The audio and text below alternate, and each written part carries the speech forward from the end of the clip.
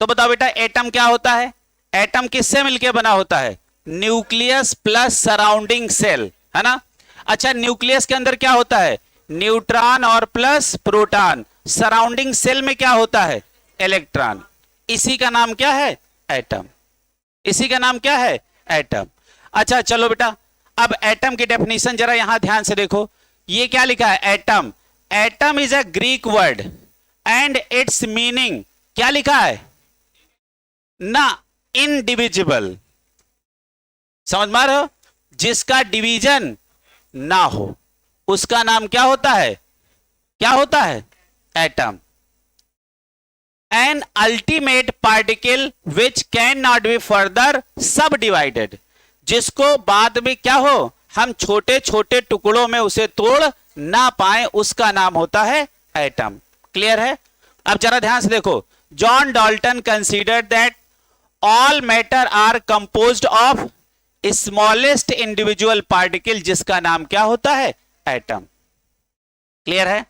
तो जरा बेटा इसको इसको अंडरलाइन करो और इसको कैन नॉट अंडरलाइन करते रहो, ठीक है। अच्छा, सारे बच्चे एटम लिख के ये बात लिखो, ये जो स्पेस खाली है इसका इस्तेमाल करो।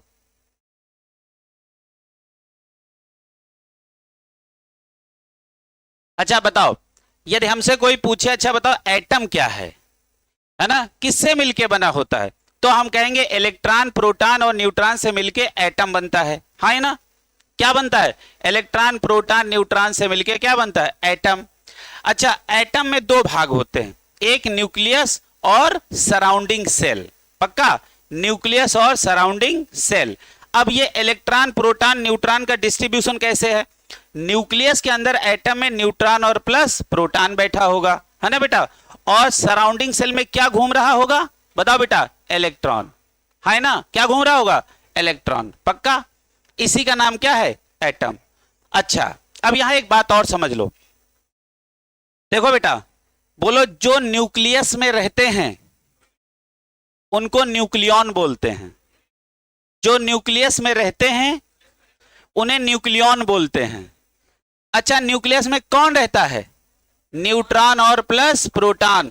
तो न्यूट्रॉन और प्लस प्रोटॉन को मिला के क्या बोलेंगे? न्यूक्लियॉन, है ना। अच्छा, न्यूक्लियॉन क्या है बताओ बेटा? न्यूक्लियॉन जो न्यूक्लियस में रहते हैं उनका नाम क्या होता है? न्यूक्लियॉन।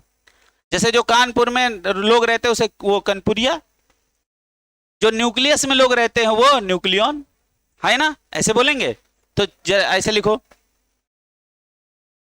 चलो अब जरा बेटा यहीं पे लिख लो न्यूक्लियॉन।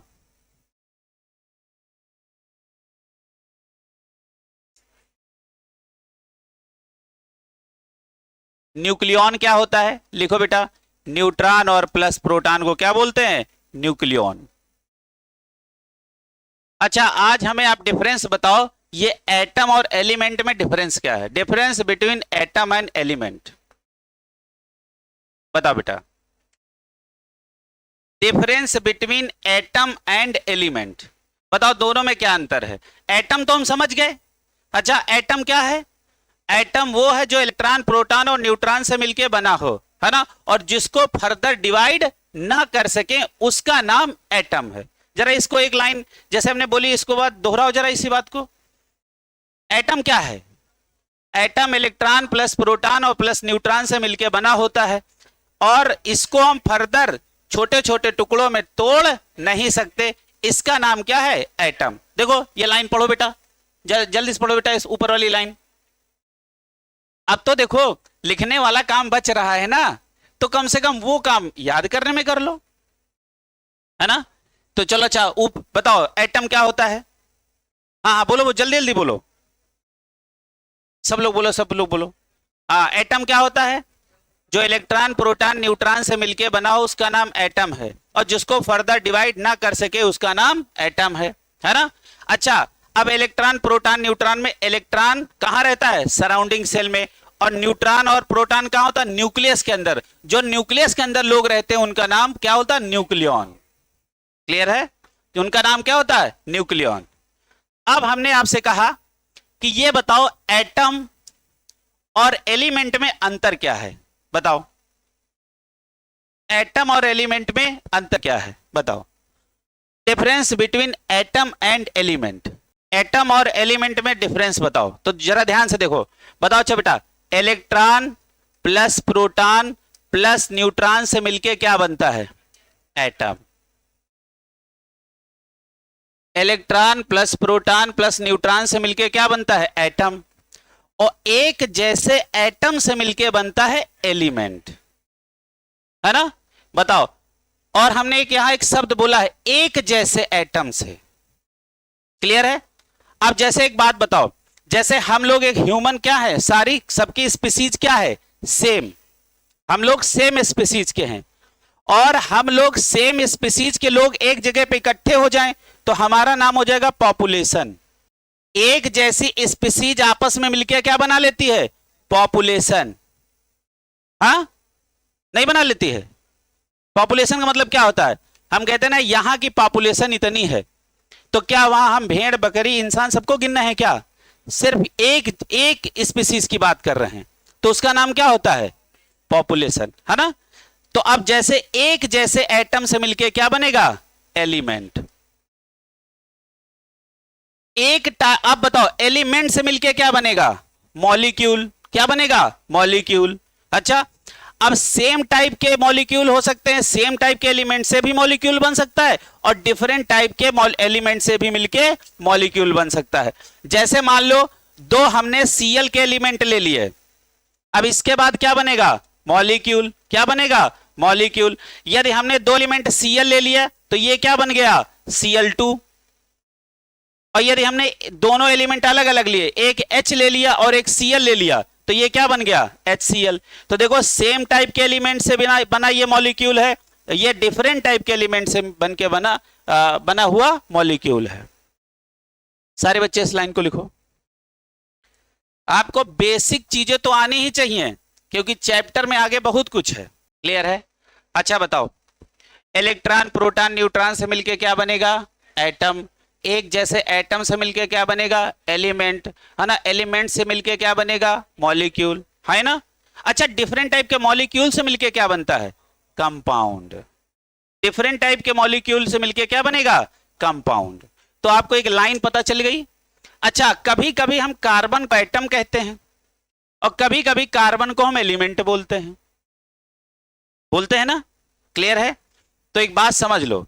अच्छा, जैसे मान लो एक आम का बगीचा है। किसका बगीचा है? आम का। आम का बगीचा कहने से एक बात तो क्लियर हो गई कि इसमें सारे पेड़ किसके हैं? आम के। क्लियर है? जैसे हमने कहा ये आम का बगीचा है, तो इससे आपको क्या क्लियर हुआ? कि इसमें सारे पेड़ आम के हैं। क्लियर है? अच्छा, एक आम का पेड़ एक एटम है और पूरा बगीचा एलिमेंट है। नहीं समझे? क्लियर है? इसका मतलब एक जैसे आम के पेड़ों से मिलके क्या बना है? आम का बगीचा। बना कि नहीं बना? बना कि नहीं बना? तो बताओ, उस बगीचे का एक पेड़ क्या है? एक एटम है। और सारे एटम एक जैसे हैं, तो पूरे बगीचे का नाम क्या है? एलिमेंट। क्लियर है? तो एक जैसे एटम से मिलके क्या बनता है? एलिमेंट। क्लियर हुआ? एक जैसे एटम से मिलके क्या बनेगा? एलिमेंट। चलो, अच्छा, ये वाली बात लिख लो।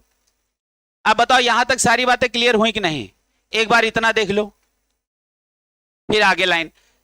अब देखो, यदि यहां लिखा है तो यही काम आप अपने याद करने में इस्तेमाल करो। मतलब एक चैप्टर खत्म तो वो आपके दिमाग से भी क्या है? खत्म। क्या है? मतलब आपके दिमाग में सदैव के लिए आ जाए और खत्म ही ना हो। क्लियर है? हाँ, क्या है? यहां से खत्म तो दिमाग से भी खत्म। क्लियर है? चलो, अब कुछ थ्योरी आई हैं, है ना? कुछ थ्योरी हैं। जैसे पहली थ्योरी किसकी है? डाल्टन्स एटॉमिक थ्योरी, है ना? देखो, सब लोगों ने अपने अपने विचार रखे।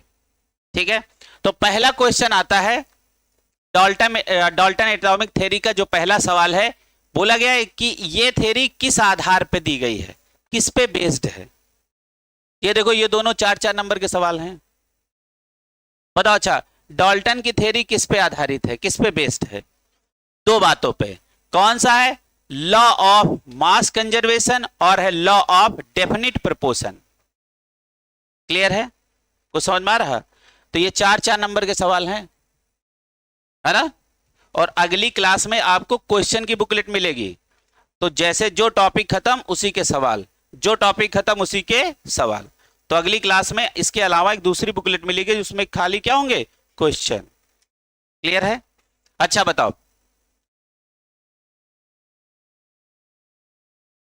डाल्टन, अच्छा ये देखो, ये सब इतिहास की बातें हैं कि 1808 में दिए, ये सब इतिहास की बातें, इसका उतना मतलब नहीं है। क्लियर है? अच्छा बताओ, डाल्टन की थ्योरी किस पे आधारित है? बताओ बेटा। हाँ, क्लियर है? अब जरा ध्यान से समझो।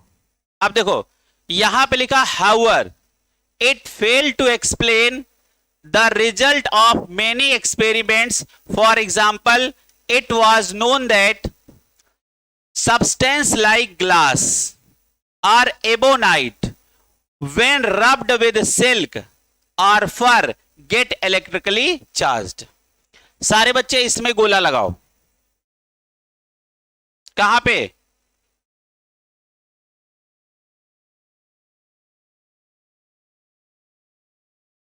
यहां पे लगाओ, ग्लास और एबोनाइट इसके नीचे अंडरलाइन करो। और ये प्रयोग तुम छोटी क्लासों में भी करते हो, है ना?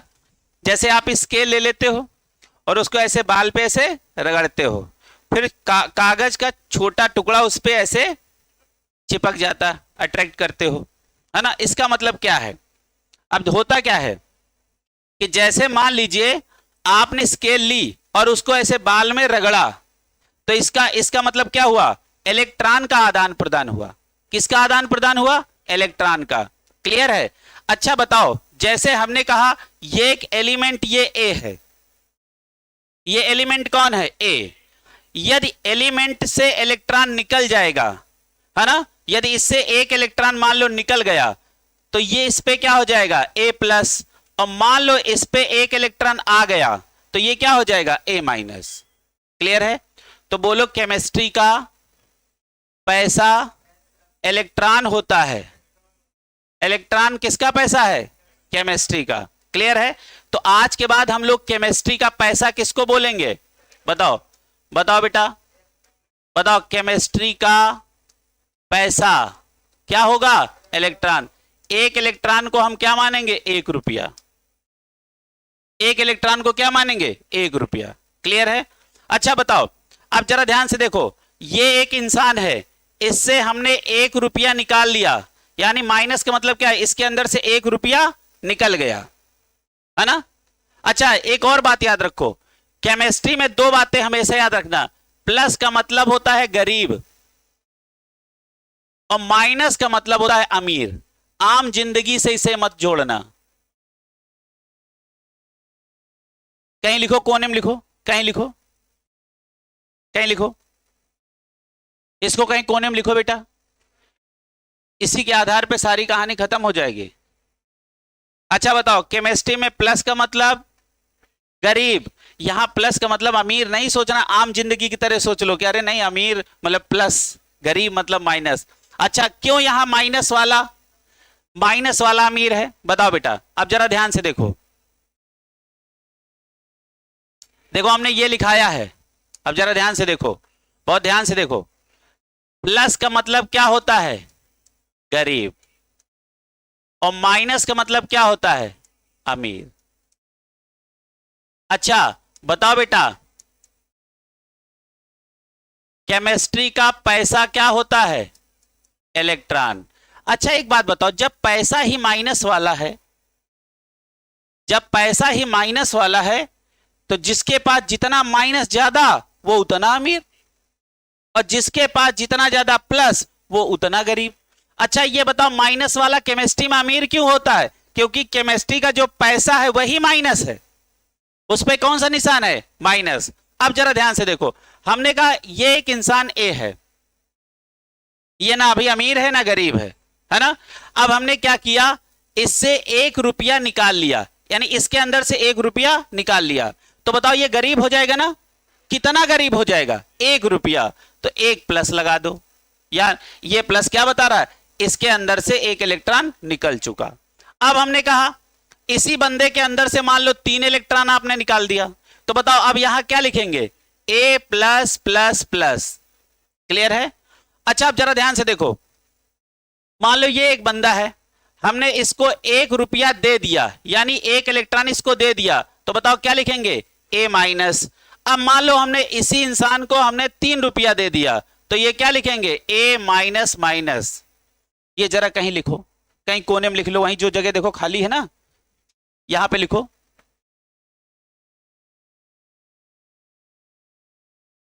अरे यहीं लिख लो, यहां जगह है तो खाली, खाली है तभी हम भी लिख रहे हैं। अब तो ये भी नहीं कहां लिखना है। क्लियर है? अब देखो साथ ही साथ याद कर लेना। क्लियर है? इसके बाद हम लोग कौन सा चैप्टर शुरू करेंगे, रिएक्शन मैकेनिज्म। रिएक्शन मैकेनिज्म वो चैप्टर जिसमें एंट्री होने के बाद रिवर्स गियर नहीं लग सकता, फाइनल होके ही वो निकल पाएंगे, इसीलिए हमने उसको अभी शुरू नहीं किया, अब उसको शुरू करना है।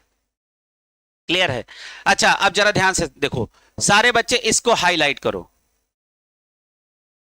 इसको गोले में बंद करो।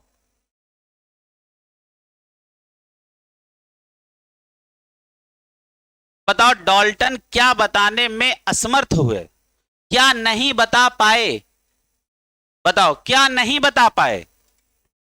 हाँ बताओ क्या नहीं बता पाए।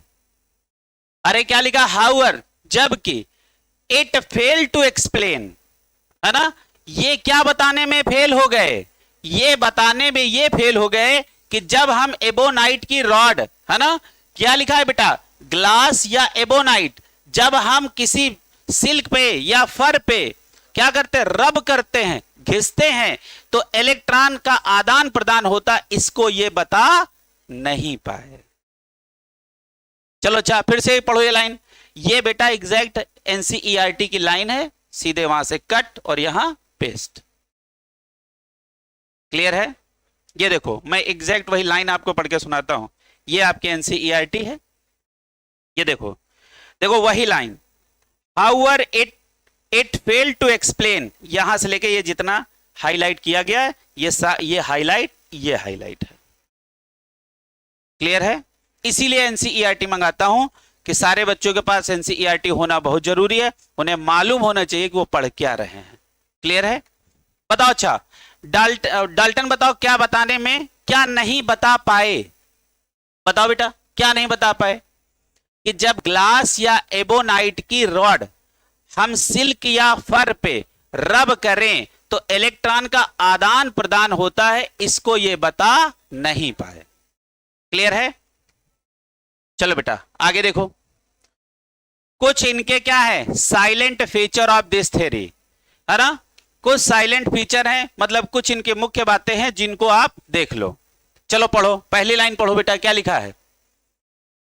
आप जरा ध्यान से बताओ, इसको पढ़ने से पहले एक हमें बात बताओ, मैटर किसको कहते हैं, मैटर, मैटर बताओ, matter, definition of matter. Very good, matter वो चीज होती है जिसका कुछ मास हो और वो थोड़ी सी जगह घेरे, उसका नाम मैटर होता है। बताओ अच्छा मैटर क्या है, जिसका कुछ मास हो और वो कुछ वॉल्यूम घेरे, ऑक्युपाई करे, इसका नाम क्या होता है, मैटर। जैसे तुम्हारा कुछ मास है और तुम जिस जगह पे बैठे हो उतना वॉल्यूम तो घेरे हो ना, इसका मतलब तुम मैटर हो, है ना। अच्छा मैटर क्या है, मैटर का डेफिनेशन क्या होगा, मैटर ऐसी चीज जिसका कुछ मास हो और वो कुछ वॉल्यूम को ऑक्युपाई करे। अरे भाई जिस हिसाब का मैटर होगा उसी हिसाब का ही तो क्या करेगा, वॉल्यूम ऑक्युपाई करेगा। छोटा होगा छोटा वॉल्यूम ऑक्युपाई करेगा, बड़ा होगा तो वो बड़ा क्या करेगा, वॉल्यूम ऑक्युपाई करेगा। समझ में आ गया? अच्छा बताओ मैटर क्या होता है, जल्दी से बताओ, मैटर उसका नाम क्या होता है, मैटर। क्लियर है? अब जरा ध्यान से देखो, लिखा है each element is composed of, क्या लिखा, extremely small particle, extremely small particle जिनका नाम क्या है, एटम। और अभी हमने एटम से मिलके ही क्या बनाया था, एलिमेंट। अरे बहुत ज्यादा दूर नहीं गए थे, ये देखो एटम से, एक जैसे एटम से मिलके क्या बनता है, एलिमेंट। देखो बेसिक डिफरेंस तो जान लो, पता लगे एटम एलिमेंट बोल रहे हैं, अंतर पता ही नहीं है ना। तो कम से कम चैप्टर पढ़ने के बाद कोई पूछेगा अच्छा बताओ एटम और एलिमेंट में डिफरेंस क्या है, तो क्या कहोगे, एलिमेंट आम का बगीचा है ना, और एटम उस बगीचे का एक आम का पेड़ है। क्लियर है, समझ में आ रहा। मान लो उस बगीचे में आधे पेड़ मान लो किसके हैं, नीम के, और आधे पेड़ आम के, ना तो उसे नीम का बगीचा कह पाओगे ना उसे आम का कह पाओगे, इसका मतलब उसको एलिमेंट नहीं कह पाओगे। क्लियर है। अब तो देखो आम बोलचाल की भाषा में बातें याद हो रही। क्लियर है। अच्छा अगले आ जाओ, ये बात बताओ क्लियर हुई कि नहीं, बताओ साइलेंट फीचर पहला क्लियर, पक्का। अगली क्लास में जितना पढ़ा रहे हैं इसी सवाल लगवाएंगे, ध्यान से पढ़ो, हर लाइन से सवाल हैं। क्लियर है। अच्छा दूसरी बात देखो, atom of a particular element are like, क्या लिखा है, कैसे होते हैं, लाइक, लाइक मतलब एक जैसे। क्लियर है। But differ from atom of other element. Clear है। जैसे कार्बन एलिमेंट है तो ये एक जैसे एटम से मिलकर बना होगा, नाइट्रोजन एक दूसरा एलिमेंट है तो ये अलग टाइप के एक जैसे एटम से मिलकर बना होगा। अब जरा यही बात ध्यान से पढ़ो, पढ़ो लाइन ये।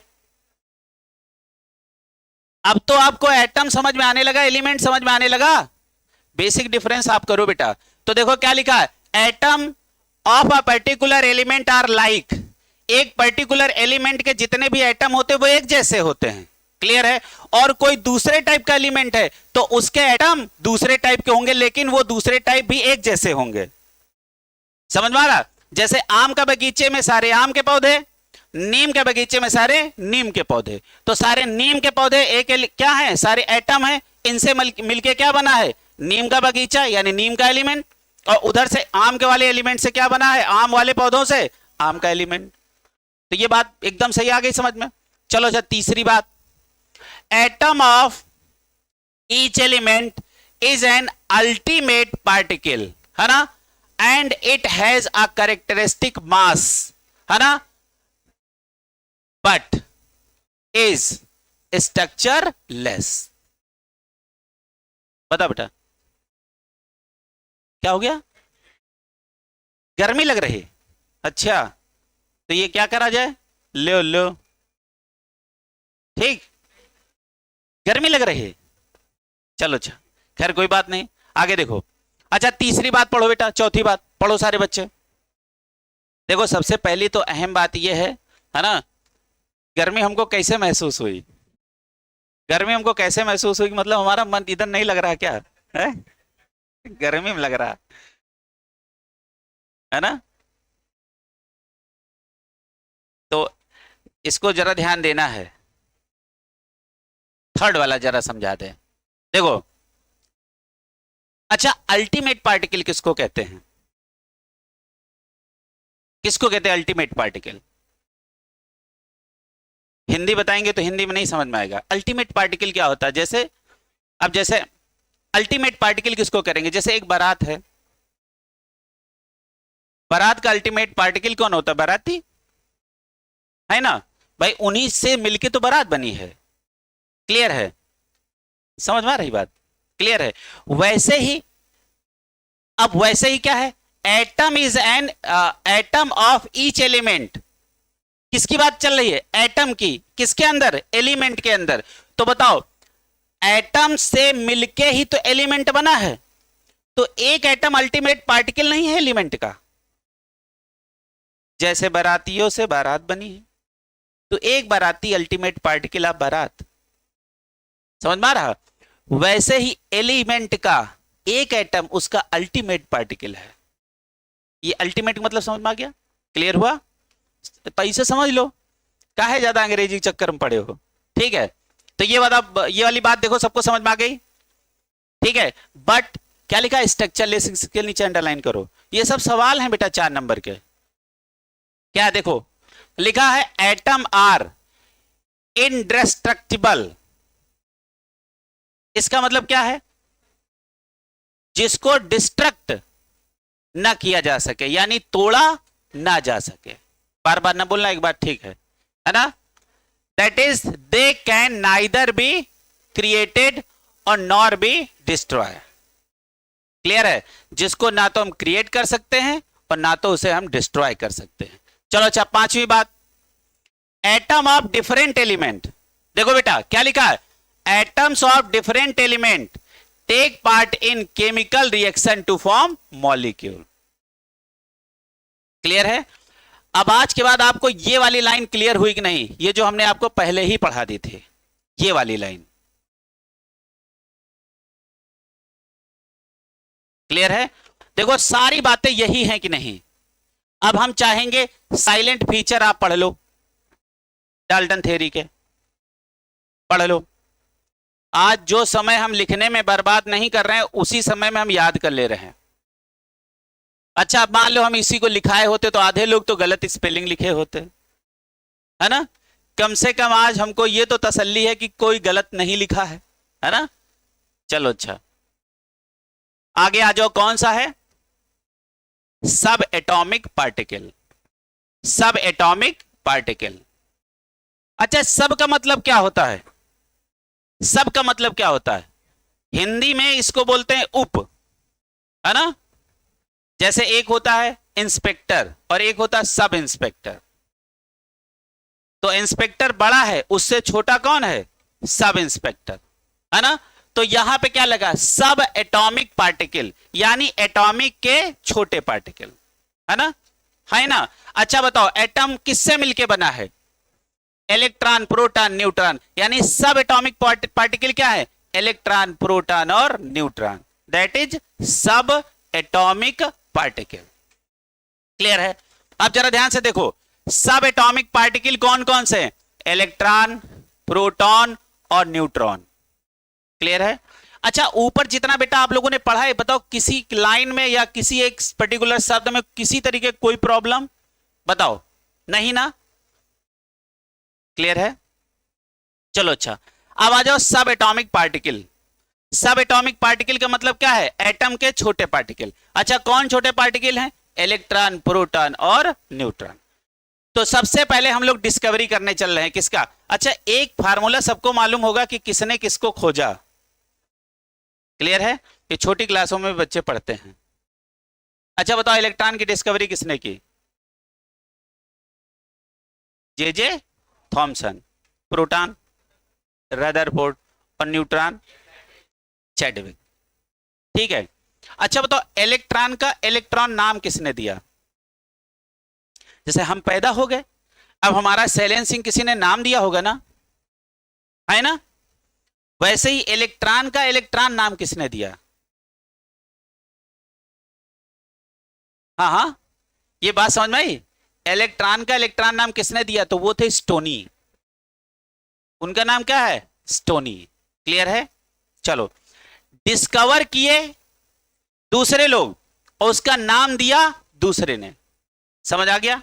तो सबसे पहले तो जो छोटी क्लास में बच्चे पढ़ के आते हैं, तो एक जुगाड़ पढ़ के आते हैं, ईंट पर नाच, ऐसे कुछ कुछ करके, है ना? अच्छा, कितने लोगों को ये बात पता थी? 1 2 3, और बाकी लोगों को पता है नहीं? आओ पढ़ो अंग्रेजी। ठीक है? देखो,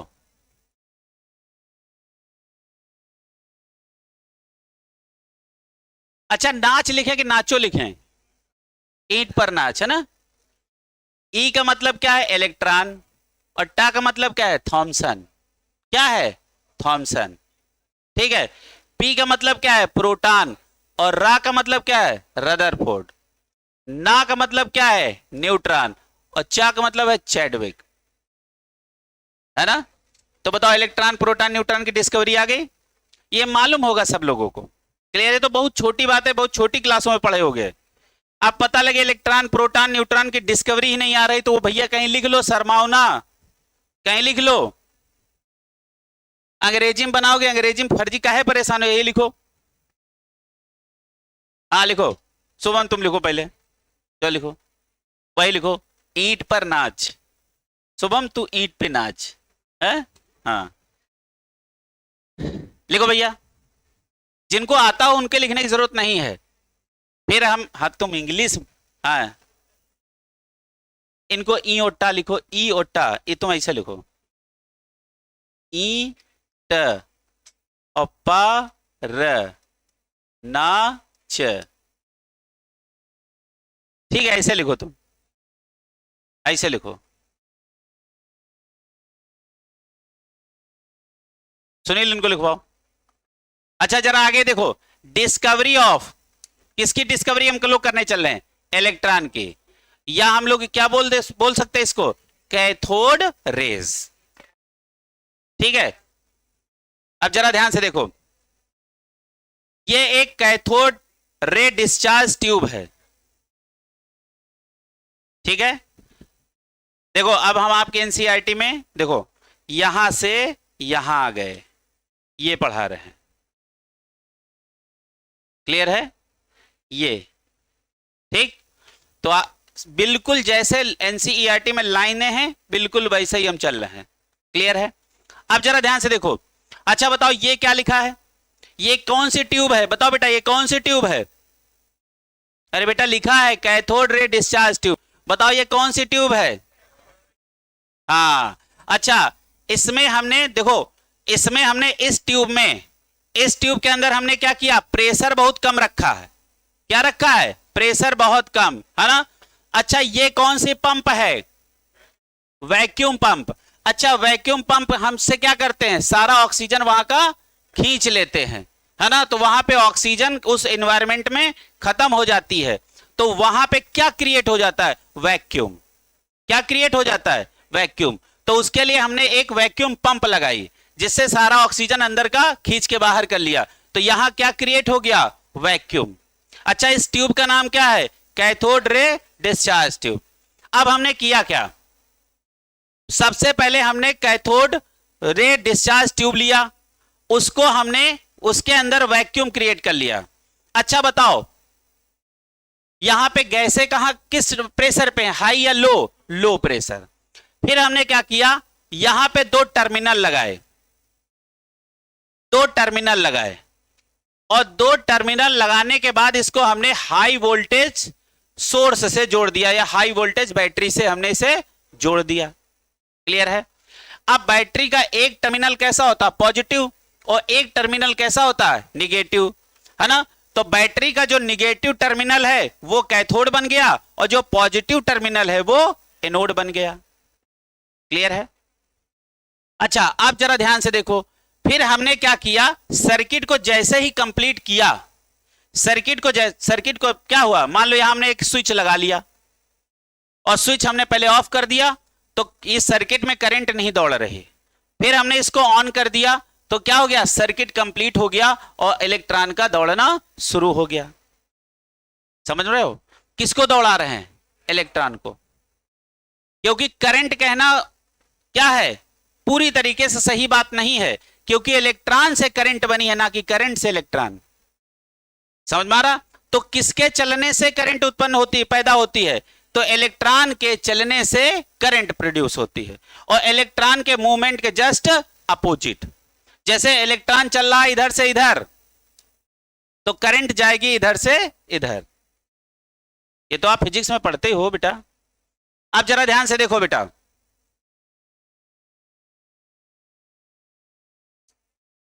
हाँ अच्छा एक बात बताओ, तुम लोगों ने वो एक पिक्चर देखी है, क्या नाम, मिस्टर इंडिया? देखी है? मिस्टर इंडिया में क्या था? जैसे मिस्टर इंडिया जो है वो क्या पहन लेता था? वॉच। क्या पहन लेता था? ऐसी वॉच पहन लेता था कि उसे कोई देख नहीं पाता था। अच्छा एक बात बताओ, मन ही मन सोचो, यदि कोई ऐसी चीज है जो हमारे आगे से आ रही और जा रही और लेकिन हमें मालूम नहीं पड़ रहा, और हमें यह पता करना है कि हम कैसे पता करें ये आ रही या नहीं आ रही। या जैसे मान लो तुम्हारे सामने से कोई आ रहा और जा रहा, लेकिन तुम्हें दिख नहीं रहा आ रहा और जा रहा, तो तुम कोशिश करोगे कि कुछ ऐसा यहां लगा दें कि पता चले कि ये आ रहा और जा रहा। मान लो कुछ तुमने जैसे घंटी जैसा कुछ रख दिया, जैसे उसमें वो लड़ेगा तो घंटी बजेगी, हमें दिख नहीं रहा लेकिन फिर भी हम महसूस कर लेंगे कि कोई आ रहा और जा रहा। क्लियर है? बताओ ये बात करोगे कि नहीं? अच्छा बताओ, जैसे मिस्टर इंडिया वाली कहानी पता है? क्या पता है? जैसे तुम्हारे सामने से कोई आ रहा और जा रहा है, लेकिन तुम्हें मालूम नहीं पड़ रहा है, क्लियर है, और तुम्हें यह मालूम करना है कि हमारे सामने से कोई आ रहा और जा रहा है, इसे पता करना है, तो आप कुछ स्पेशल टाइप की व्यवस्था करोगे ना जानने के लिए? हाँ, वैसे ही अब जरा ध्यान से देखो। देखो, जैसे हमने इसी बैटरी से इसे कनेक्ट किया, तो कैथोड से क्या निकलने लगी? एक इनविजिबल रेज। क्या निकलने लगी? Invisible rays. इसको लिखो इनविजिबल रेज, लिखो बेटा। क्या निकली? Invisible raise. इनविजिबल रेज का मतलब ऐसी रेज निकली जिन्हों को हम लोग देख नहीं सकते। क्या निकली? इनविजिबल रेज, क्लियर है? अब देखो एक शब्द हमने लिखा है इनविजिबल रेज, और हमें इन्हें जानना है, देखना है, तो हम क्या करेंगे? अब जरा ध्यान से देखो बेटा, अब देखो, बहुत ध्यान से देखो। जैसे हमने सर्किट कंप्लीट किया, कैथोड से कुछ इनविजिबल रेज निकली और एनोड पे आ गई, लेकिन हमें दिखा नहीं। क्लियर है कि ये कैथोड से निकल के एनोड पे आ रही या कहीं जा रही? जब हमको चीज दिखी नहीं रही है, तो हम कैसे कह सकते हैं कि कोई चीज कैथोड से निकली और एनोड पे गई? नहीं कह सकते हैं ना। तो उसके बाद हमने यहां पे क्या लिखा? यहां पे हमने यहां पे एक मटेरियल लगा दिया, जिसका नाम क्या है? लिखो फ्लोरिसेंट मटेरियल। लिखो, लिखो fluorescent material oblique phosphorescent material, oblique phosphorescent material, oblique phosphorescent material, phosphorescent material, fluorescent material या फास्फोरिसेंट मटेरियल। अच्छा, अब क्या होगा? अब जरा ध्यान से देखो, जैसे यहां से कुछ इनविजिबल रेज निकली और जैसे ही फास्फोरिसेंट या फ्लोरिसेंट मटेरियल से टकराई, वो चमकने लगा, वो चमकने लगा। अब हमें पता चल गया कि हो ना हो इधर से कुछ आ रहा और इधर ही आ रहा है। क्यों आ रहा है इधर ही? क्योंकि इधर कुछ चमका। क्लियर है? देखो बेटा, फ्लोरिसेंट या फास्फोरिसेंट मटेरियल, जैसे इसके ऊपर हमने कोटिंग कर दी उस मटेरियल की, तो इधर से कोई आएगा और इस पे जैसे टक्कर मारेगा तो ये चमकेगा। ये कौन चमका? ये जो फ्लोरिसेंट या फास्फोरिसेंट मटेरियल है, ये चमका। हमें पता चल गया, अच्छा इधर से कुछ आ रहा है। क्लियर है?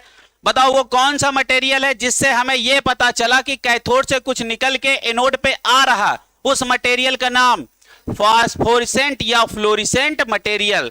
अच्छा, ये फ्लोरिसेंट या फास्फोरिसेंट मटेरियल का काम क्या है? जैसे ही कोई अननोन ऑब्जेक्ट इससे टकराएगा, तो इसमें एक स्पेशल टाइप का क्या होगा? स्पार्क होगा या चमक पैदा होगी, जिससे हमें पता चल जाएगा कि कैथोड से कुछ निकला है और एनोड पे ही आया है। अब जरा ध्यान से समझो। फिर यह हुआ कि अच्छा एक बात बताओ, इसका नेचर क्या है? अब देखो, हमने एनोड को कैसा बनाया है? पॉजिटिव। और कैथोड को कैसा बनाया है? नेगेटिव। अच्छा, कैथोड से कोई चीज निकल रही है, कैथोड से कोई चीज निकल रही है, तो कैथोड का ही तो चार्ज उस निकलने वाली चीज पे ही होगा, है ना? तो बताओ, जो कैथोड से रेज इनविजिबल निकली, उनका नाम हमने क्या रखा? Cathode rays. और आई कहां? एनोड पे। तो इसका मतलब समझ आ गया कि कैथोड रेज के ऊपर कौन सा चार्ज है? नेगेटिव। अच्छा, क्यों हम समझे कि कैथोड रेज पे नेगेटिव ही चार्ज है? क्योंकि वो पॉजिटिव पे आई, और पॉजिटिव क्या है? एनोड। क्लियर है? मान लो कोई नेगेटिव रेज हो, वो पॉजिटिव पे आ रही हैं, तो हम ये नहीं समझेंगे अच्छा ये रेज, अब हमको मालूम नहीं है कि ये रेज का नेचर कैसा है, लेकिन वो किसकी तरफ अट्रैक्ट हो रही? पॉजिटिव की तरफ, तो हम नहीं जान जाएंगे अच्छा इन पे चार्ज नेगेटिव होगा। वैसे ही यहां की जो इनविजिबल रेज है, ये किससे अट्रैक्ट हो रही हैं? एनोड से। एनोड कैसा है? पॉजिटिव। तो हम समझ नहीं गए कि ये अननोन इनविजिबल रेज का नेचर कैसा है? नेगेटिव। क्योंकि किस पे आ रही हैं? Positive pay. जरा ये कहानी एक बार सुनो, एक बार पूरी एक कहानी रिपीट करो। अच्छा बताओ, कैथोड रेज की डिस्कवरी के लिए हमने सबसे पहले कौन सा क्या इस्तेमाल किया? कैथोड रे डिस्चार्ज ट्यूब, है ना? इस डिस्चार्ज ट्यूब को हमने पहले इसके अंदर वैक्यूम क्रिएट कर लिया। उसके बाद इसमें हमने 2 इलेक्ट्रोड लगा दिए, एक का नाम कैथोड रखा, एक का नाम एनोड रखा। क्लियर है?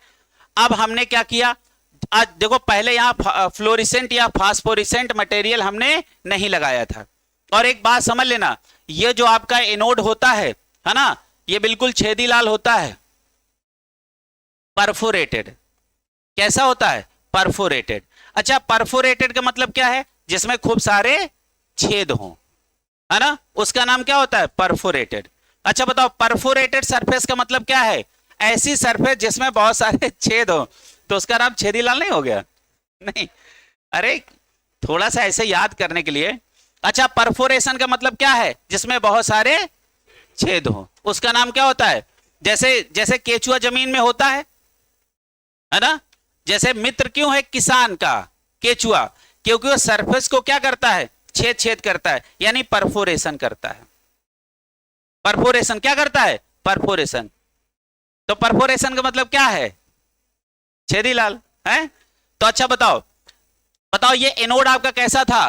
परफोरेटेड। कैसा था? परफोरेटेड। अब पूरी कहानी समझो, ये परफोरेटेड सरफेस है एनोड की, यहां से इनविजिबल रेज निकली और यहां से निकल गई, अब पता ही नहीं चल रहा कि कौन आ रहा कौन जा रहा। फिर हमने उसके बाद यहां सेकेंड स्टेप में क्या लगाया? फ्लोरिसेंट या फास्फोरिसेंट मटेरियल। हमने कहा अब आके दिखाओ। जैसे यहां से इनविजिबल रेज आई, इस पे टकराई, ये चमकने लगा। समझ गए हो ना हो, इधर से कुछ आ रहा है। अब मिस्टर इंडिया वाली कहानी समझ में आई? क्लियर है? जैसे मान लो मिस्टर इंडिया हमारे सामने से आ रहे हैं और जा रहे हैं, हमको पता लगाना है कि आ रहे हैं और जा रहे हैं कि नहीं। तो हमने क्या किया? रास्ते में कुछ बजने वाली चीजें डाल दी कि जैसे इधर से निकलेगा उसके ऊपर पैर पड़ेगा तो हम समझ जाएंगे, वो बजने लगेगा, हम समझ जाएंगे कि कुछ आ रहा और जा रहा, भले नहीं दिख रहा। अच्छा बताओ एनोड कैसा था? परफोरेटेड। कैसा था? परफोरेटेड। ऐसा देखो, ऐसा एनोड था।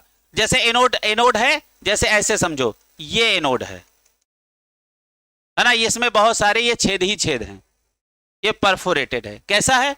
परफोरेटेड, है ना। अच्छा बताओ, जब ये एनोड परफोरेटेड है तो यहां से इनविजिबल रेज चली और इनके परफोरेशन से निकल गई, पता नहीं चला कौन आ रहा नहीं आ रहा। फिर हमने क्या किया? बहुत परेशान कि इधर से कुछ आ तो रहा है लेकिन पता नहीं चल रहा क्या आ रहा है। तो हमने यहां क्या लगाया? फ्लोरिसेंट या फास्फोरिसेंट मटेरियल। जैसे यहां से इनविजिबल रेज आई, इस पे टकराई, यहां पे क्या उत्पन्न हुआ? स्पार्क, चमक उत्पन्न हुई। हम समझ गए कुछ इधर से आ रहा, जो इधर ही आ रहा है, क्योंकि इधर क्या हो रहा? चमक आ रही है। क्लियर हुई? अच्छा, अब जरा अगली बात देखो बेटा, अब जरा यहां ध्यान से देखो, पढ़ो क्या लिखा है?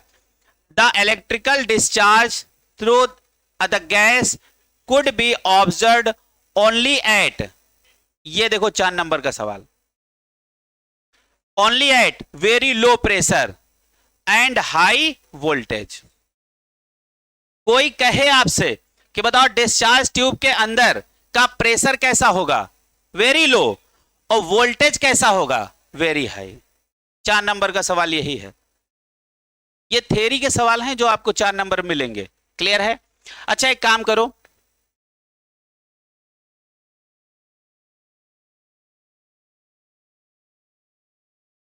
चलो खैर कोई बात नहीं, कुछ अभी काम ना करो। चलो कुछ खास बातें इनकी पढ़ो। चलो पहला पॉइंट पढ़ो सारे बच्चे, पहला पॉइंट पढ़ो।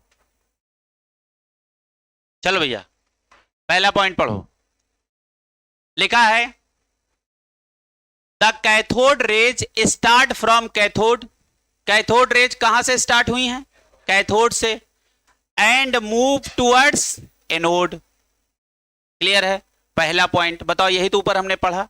अच्छा दूसरी बात, अच्छा एक बात बताओ, जैसे हमारी टेलीविजन स्क्रीन होती है ना, तो अब तो वो वाली टीवी देखने को मिलती ही नहीं है टेलीविजन। अब जरा ध्यान से देखो, जैसे देखो ऐसा होता है, टेलीविजन स्क्रीन ये होती है, ऐसी होती है स्क्रीन, है ना, जैसे पुरानी टीवियों में आप देखोगे जो पुराने वाले, है ना, और उसके पीछे ये ऐसा लगा होता है, वो तुम्हें दिखता नहीं, और ऐसे टीवी ऐसे बंद होती है, तुम यहां देख रहे होते हो, यही तो स्क्रीन हुई।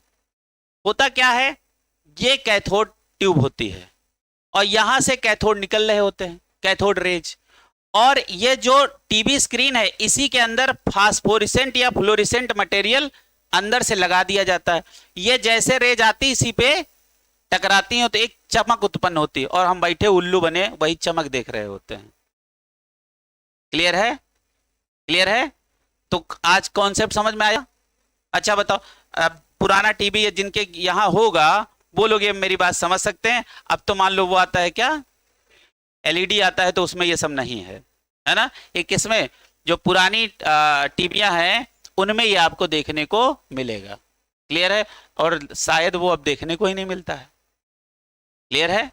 हाँ, तो देखो दूसरा है television picture tube. Television picture tube are cathode ray tube. बताओ कौन सी होती है? कैथोड रे ट्यूब, है ना। And television picture results due to fluorescence on the television screen coated with certain, ये देखो लिखा, fluorescent or phosphorescent material. Underline करो। बताओ टीवी स्क्रीन के अंदर से क्या लगी होती है? फ्लोरिसेंट या फास्फोरिसेंट मटेरियल। जैसे ही कैथोड रे से टकराएंगी और इसमें एक स्पेशल स्पार्क या चमक उत्पन्न होगी, है ना। समझ में आ रहा? और यही हमने आपको फ्लोरिसेंट और फास्फोरिसेंट मटेरियल कहां लगवाया था? एनोड पे। क्लियर है? चलो अच्छा, तीसरा, ये दोनों बातें समझ आ गई। तीसरा पॉइंट देखो, लिखा है in the absence of electrical and magnetic field, electric and magnetic field, ठीक है, these raise travel in Sidhi line. जब इलेक्ट्रिक और मैग्नेटिक फील्ड वहां पे नहीं होगी तो ये रेज कैसी चली जाएंगी? सीधी। इसका मतलब क्या है? इसका मतलब क्या है बताओ। हमने बोला जब इलेक्ट्रिक और मैग्नेटिक फील्ड नहीं होगा तो ये रेज कहां चली जाएंगी? सीधी। इसका मतलब यदि वहां इलेक्ट्रिक और मैग्नेटिक फील्ड होता तो ये सीधी नहीं जाती। इसका मतलब ये चार्ज्ड है। नहीं समझे? नहीं समझे? यदि कोई चार्ज्ड मटेरियल है उसको इलेक्ट्रिक या मैग्नेटिक फील्ड में ले जाओगे तो वो सीधा नहीं जाएगा, वो किसी एक साइड को अट्रैक्ट हो जाएगा। जरा ध्यान से देखो, जरा थोड़ी फिजिक्स भी पढ़ लिया करो। जैसे ये देखो, ये है, ये इलेक्ट्रिक फील्ड है। हमने कहा इधर पॉजिटिव है और इधर निगेटिव है ना। अच्छा बताओ इलेक्ट्रिक फील्ड की डायरेक्शन कैसी होती है? वेरी गुड, हाँ हाँ बहुत बढ़िया। डायरेक्शन ऑफ इलेक्ट्रिक फील्ड, हे प्रभु, direction of electric field negative क्या? हाँ, तो किधर से किधर होगी? हमें positive to negative, negative to positive, ये बताओ। ये देखो इसमें कंफ्यूजन है तो बहुत। हाँ, किधर से किधर चलेगी? हाँ, कहानी समझ में आई? और मान लो, अब मेरी बात को समझो, अब मेरी बात को समझो, ठीक है। अब मेरी बात को समझो, हम इलेक्ट्रॉन लेके जा रहे थे यहां से और इलेक्ट्रॉन पे चार्ज कैसा है? नेगेटिव। तो आपको नहीं लग रहा ये इधर अट्रैक्ट हो जाएगा? तो क्या इसका पाथ स्ट्रेट हुआ? नहीं हुआ। अब हमने क्या किया, अब हमको यहां से इलेक्ट्रॉन लेके गुजरना है और हमने कहा यहां जो इलेक्ट्रिक फील्ड है उसको खत्म करो, खत्म कर दिया। अब हम इलेक्ट्रॉन लेके जो चलेंगे तो इसका रास्ता कैसा होगा? Straight line. इसका मतलब क्या हुआ? इस लाइन का मतलब समझो। इसका मतलब है कि कैथोड रेज को यदि हम इलेक्ट्रिक और मैग्नेटिक फील्ड की अनुपस्थिति में उसे हम ले जा रहे हैं तो स्ट्रेट लाइन होगा, और यदि इलेक्ट्रिक और मैग्नेटिक फील्ड होगा वहां पे तो कैथोड जो रेज हैं उनका डायरेक्शन स्ट्रेट नहीं होगा, फिर वो किसी ना किसी एक साइड को शिफ्ट हो जाएंगे। पहले इसका लाइन का मतलब समझ में आया? क्या हमने बोला बताओ?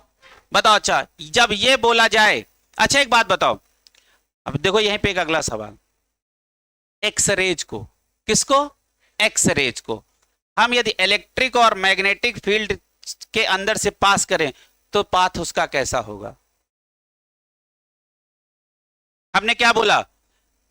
जैसे हम अभी तक कैथोड रेज ले जा रहे थे, है ना, इलेक्ट्रिक और मैग्नेटिक फील्ड में तो स्ट्रेट लाइन नहीं हो रहा था, और यदि इसकी अब्सेंस में ले जा रहे थे तो स्ट्रेट लाइन आ रहा था।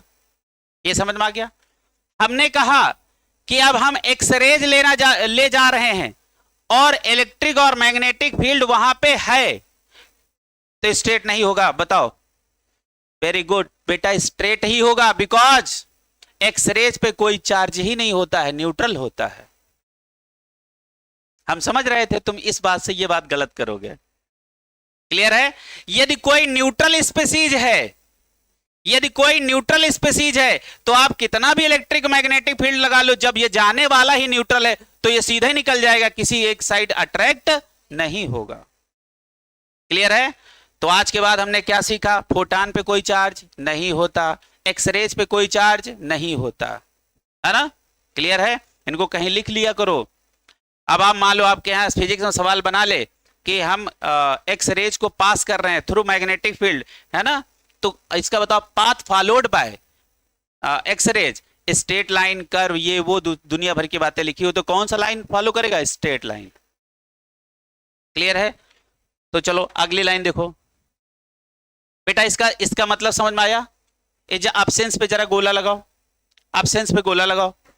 अगली क्लास में इसी के सवाल लगवाएंगे और मजा आएगा तुमको, क्योंकि लाइन लाइन से सवाल तुमको मिलेगा। देखो, जो समय हम लिखने में अब खर्चा नहीं कर रहे हैं, उस वही समय में को इस्तेमाल हम कर लें याद करने में। अच्छा, अगला देखो, लिखा है cathode rays consist of negatively charged particle, जिसका नाम क्या है? इलेक्ट्रॉन। बताओ, कंसिस्ट का मतलब क्या होता है? से बना होना, से बना होना, कंसिस्ट, है ना। तो अब देखो क्या लिखा, cathode rays consist of negatively charge particle, negatively charge particle, और उस निगेटिवली चार्ज पार्टिकल का नाम क्या है? इलेक्ट्रॉन। क्लियर है। अब अगली बात देखो, लिखा है electron was discovered by J Thomson and name electron was given by stony. Underline कर लो, ठीक है। अच्छा, एक और बात समझो, एलॉय समझते हो? एलॉय, एलॉय, है ना। एलॉय क्या होता है? Homogeneous mixture of two or more, है ना, मेटल, नॉन मेटल, कुछ भी हो सकता है। मतलब एलॉय का मतलब होता है मिश्रण, है ना, जिसमें से 2, 3, 4, 5 मेटल कितने का भी वो मिक्सचर हो सकता है, that is known as alloy. उसको क्या बोलेंगे? एलॉय। एक इलेक्ट्रॉन नाम का भी एलॉय है ना। एक तो इलेक्ट्रॉन हमारा पार्टिकल हो गया, और एक इलेक्ट्रॉन हमारा इसी सेम नाम का क्या होता है? एलॉय। तो नाम से ना कंफ्यूज होना। अरे जब बेटा एक ही स्पेलिंग से 2 लोग काम चला रहे हैं, बैट मीन्स बल्ला, बैट मीन्स चमगादड़, नहीं समझ रहे हो? जब एक ही स्पेलिंग से 2 लोग काम चला रहे हैं तो एक ही नाम से 2 लोग हो नहीं सकते क्या? हो सकते ना। एक इलेक्ट्रॉन क्या है? अपना निगेटिवली चार्ज पार्टिकल, और एक इलेक्ट्रॉन एलॉय भी होता है। तो क्या लिखा? Electron is also name of alloy. एक एलॉय का भी नाम है जो बना होता है मैग्नीशियम और जिंक से। अंडरलाइन कर लो,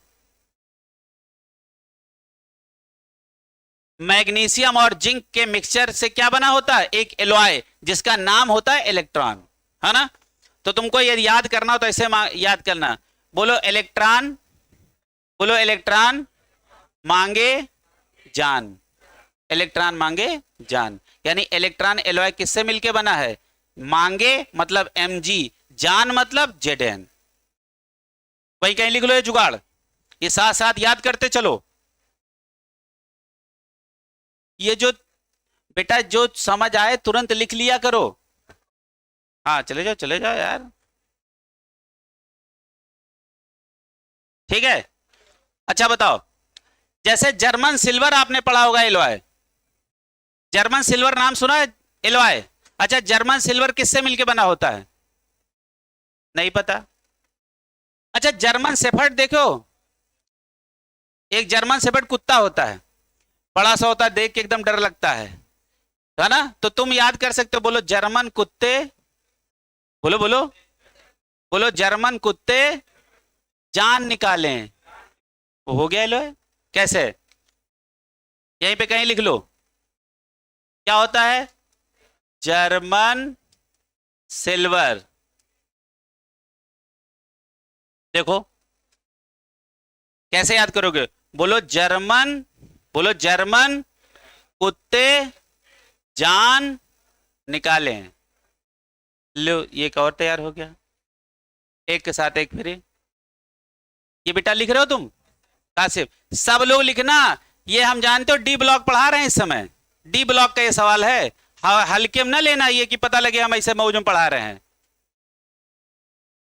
हम तुम्हारी तैयारी करवा रहे हैं यहां, समझ लो ना, यहां फर्जी पढ़ाने के समय थोड़े ना है। कल को जब तुम डी ब्लॉक में पढ़ोगे तो तुमको ये महसूस होगा, अरे ये तो मुझे पहले से आता है। क्लियर है? तो और हम हमेशा यही कोशिश करते हैं कि चीजें तुम्हें पढ़ी पढ़ी सी लगे, सुनी सुनी सी लगे, सुनी सुनी सी ना लगे। हाँ सुनी सुनी लगे कि जैसे कभी सुना है इसके विषय में। क्लियर है? चलो बेटा अगला देखो, पांचवा पॉइंट देखो, कैथोड रेस, है ना। अच्छा बताओ कैथोड रेस किससे मिलके बनी है, उसके ऊपर कौन सा चार्ज होता है कैथोड रेस के ऊपर, निगेटिव चार्ज, और उन्हीं का नाम हम लोग क्या रख लिए हैं, इलेक्ट्रॉन। उसी निगेटिव चार्ज का नाम क्या है, इलेक्ट्रॉन। अभी देखो यही तो पढ़ के आए हो, है ना, इनको गोला कर लिया करो। आगे देखो कैथोड रेस यानी electrons do not depend upon, ये बेटा 4 नंबर का सवाल है, डू नॉट डिपेंड अपॉन, इस पे गोला लगाओ, हाईलाइट करो, do not depend upon material of the electrode and nature of the gas present in the cathode tube.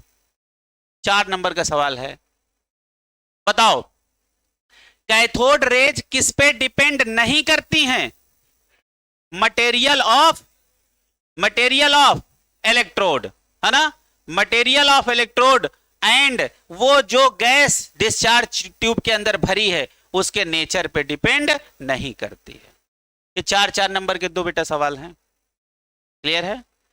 अच्छा क्या होता है कि जैसे मान लो ये सवाल आ गया तो ये लाइन एकदम समझ रहे हो ना, ये लाइन गोल्डन लाइन हो जाएगी, और सवाल ना आए क्या होता होगा, इतना फर्क होता है। हम बोल रहे हैं ये सवाल आए हुए हैं बेटा, समझ रहे हो ना, ये सवाल आए हुए हैं। अब जरा ध्यान से देखो, अब जरा ध्यान से देखो। अच्छा एक बात बताओ, कुछ बातें जो तुम्हें पहले से याद हैं, बताओ इलेक्ट्रॉन का चार्ज ये तुम्हें हमेशा याद होना चाहिए, कितना होता है चार्ज, -1.6 इंटू 10 की पावर -19 क्या कूलाम, क्या कूलाम। जब आप इसको ESU में लिखोगे तो इतना, बाकी तुम ये वाला याद रखो, ये इसको याद करने की कोई आवश्यकता नहीं है। ESU EMU 2 और यूनिट होती हैं जिनमें तुम्हें याद रखने की आवश्यकता नहीं है, है ना। अच्छा बताओ इलेक्ट्रॉन, एक इलेक्ट्रॉन पे कितना चार्ज होता है, -1.6 इंटू 10 की पावर -19। अच्छा बताओ इस चार्ज को किस एक्सपेरिमेंट के द्वारा किया गया, बताओ वो कौन है, मुलिकन ऑयल ड्रॉप एक्सपेरिमेंट। ठीक है, पूरी हमने कहानी नहीं लिखी है कि मुलिकन ऑयल ड्रॉप एक्सपेरिमेंट क्या होता है, ये पार्ट है फिजिक्स का, ये पार्ट कहां का है, फिजिक्स का। हमको बस इतनी जरूरत है कि ये जो इसका निगेटिव चार्ज आया है 1.6 इंटू 10 की पावर -19 किस एक्सपेरिमेंट से आया है, तो Mulliken oil drop experiment. Clear है? अब आगे जरा ध्यान से देखो, बताओ एक इलेक्ट्रॉन का मास कितना है, बताओ बेटा, 9.1 इंटू 10 की पावर -31 क्या केजी। अच्छा बताओ केजी में इतना है तो ग्राम में कितना होगा, अब बताओ इसी को किससे मल्टीप्लाई कर दोगे, 1000 से।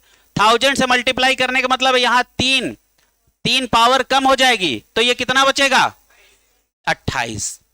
तो इसको यदि आपको ग्राम में लिखना है तो क्या लिखोगे, 9.1 इंटू 10 की पावर -28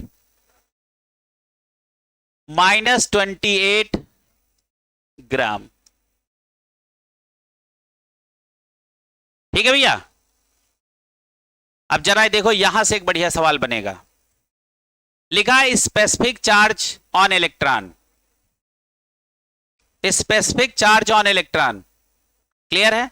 अच्छा स्पेसिफिक चार्ज क्या होता है, स्पेसिफिक चार्ज का मतलब होता है Q/m। इतने में गोला लगा कैसे लिखो, स्पेसिफिक चार्ज का मतलब क्या होता है, Q बाई एम। क्लियर है। आपसे कोई पूछे स्पेसिफिक चार्ज इलेक्ट्रॉन का बताओ, ठीक है, तो इलेक्ट्रॉन का Q और M रख दो। Q का मतलब क्या है, E और M रख दो। इलेक्ट्रॉन का चार्ज ही तो होता है। Q की जगह क्या रखोगे, Q की जगह क्या रखोगे, चार्ज ऑफ इलेक्ट्रॉन, है ना। तो जरा ध्यान से देखो, Q बाई एम। अच्छा बताओ, इलेक्ट्रॉन का चार्ज कितना है, 1.6 इंटू 10 की पावर माइनस 19, और m कितना है, 9.1 इंटू 10 की पावर माइनस 31। जब इसको आप निकालोगे तो उसका वैल्यू इतना आएगा, और इसको आप डायरेक्ट याद रखो। क्लियर है। अब आपसे कोई पूछे कि स्पेसिफिक चार्ज हमको प्रोटॉन का बता दो, तो आप इसका Q बाई एम निकाल दो, इसका Q और इसका M रख देना, प्रोटॉन का निकल आएगा। क्लियर है। कोई कहे स्पेसिफिक चार्ज न्यूट्रॉन का बताओ, तो बताओगे क्या, क्योंकि उसका कोई चार्ज होता नहीं है ना। क्लियर है। तो जरा सारे बच्चे याद रखो, बताओ इलेक्ट्रॉन का Q बाई एम कितना होता है, तो 1.7 इंटू 10 की पावर 11 कूलाम पर केजी। ये याद रखना, कहां जोड़ घटाना गुणा भाग करोगे। देखो तुम्हारी जो तैयारी है, जितना ज्यादा चीजें तुम याद कर सकते हो वही तैयारी है। कहेंगे हम वहीं कर लेंगे, तो लोग 10 साल में नहीं कर पाते हैं। तुम्हारी तैयारी बड़े कम समय की है, समझ रहे हो ना। आया देखो, गोला भरो, आगे बढ़ो। तुम्हें लगेगा वहीं हम हेंस प्रूफ कर लेंगे, तो बहुत साल लग जाते हैं हेंस प्रूफ करने में। कॉन्सेप्ट तैयार करेंगे, समझ रहे हो ना।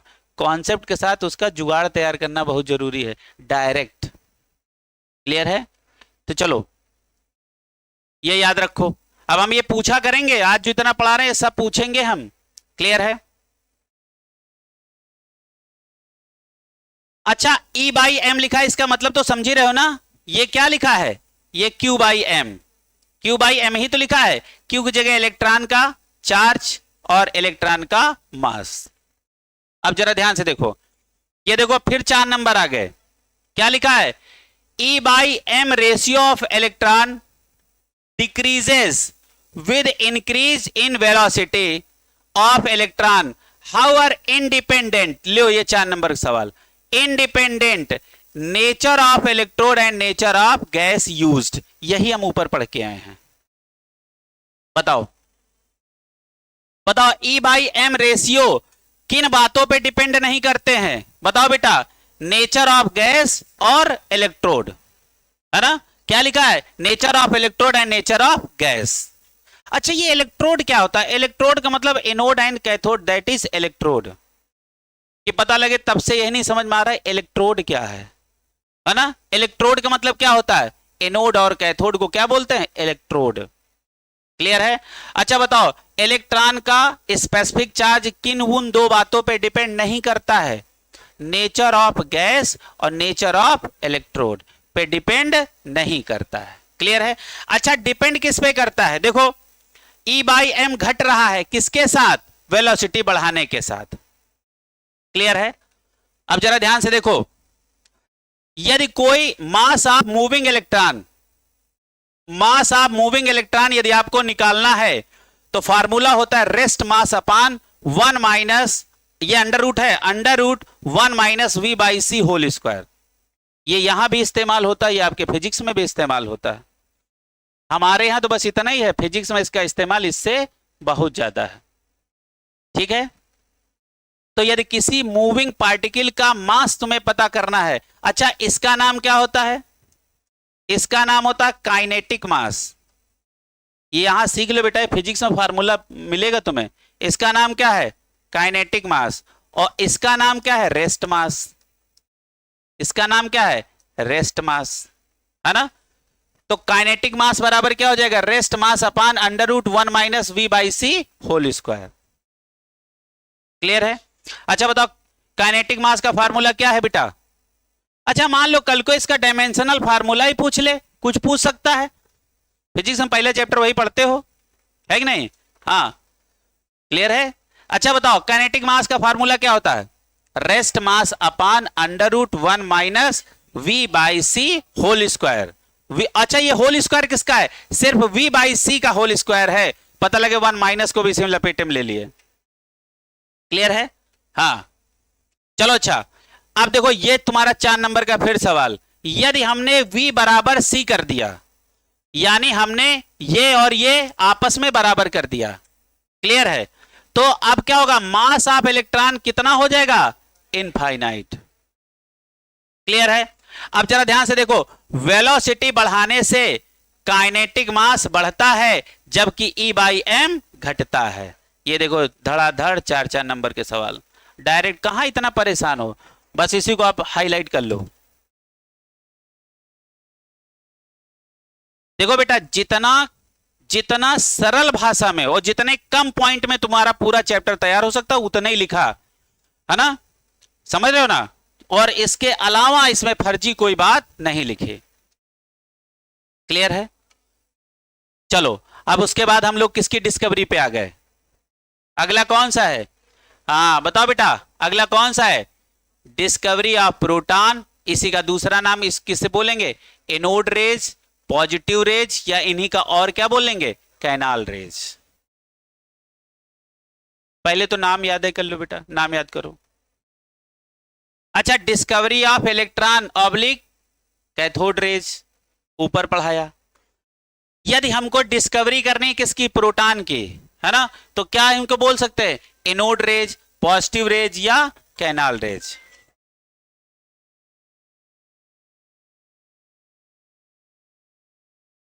ठीक है, चलो इसको पढ़ो बेटा, जल्दी से पढ़ो।